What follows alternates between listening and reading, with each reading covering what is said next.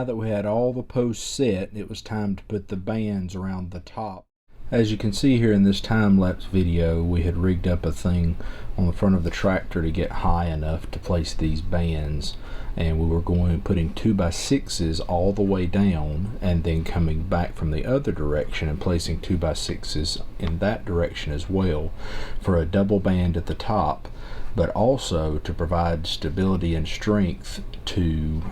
offset where the boards ended and began.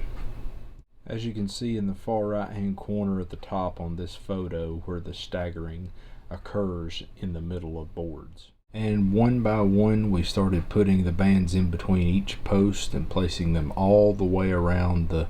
perimeter of the pole barn we had built thus far. But at this point we were interrupted by a delivery that happened. I believe all in all there were about 15 tandem dump truck loads of backfill chert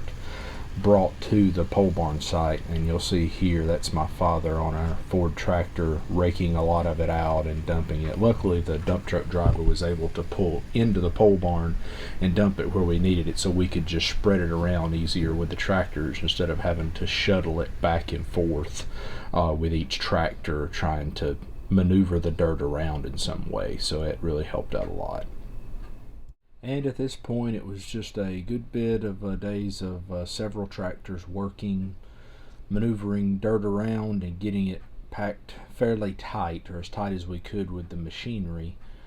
so we could maneuver around on it throughout the day to get a lot of the banding completed. And of course every job needs a foreman, and this one decided to show up with us and tell us how we were doing in the form of my cousin's little girl.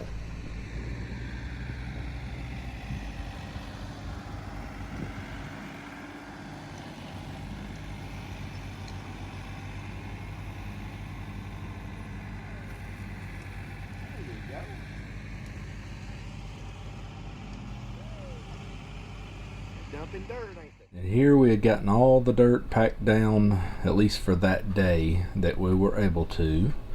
And in this next photograph, you'll see on the left hand side we got all the banding done on one side, and we about halfway back down the other side doing the banding there, until we had completely finished both band sets, as you can see here at the very top of the image. We had finished there, and we actually sloped off the backs where we could get up into there with the equipment, and here is the finished banding on both sides of the pole barn there. And here's a side angle of the finished product with the bands from the very beginning to the very end, at least on one side from this way. The next day we realized that we were going to be putting up big steel trusses, so instead of renting a crane, it was much more efficient for me at the time just to buy one, because we were going to be using it for such a long period of time and going to need it for pretty much a whole summer. This one extends to approximately 40 feet, so I knew it would be good for the job.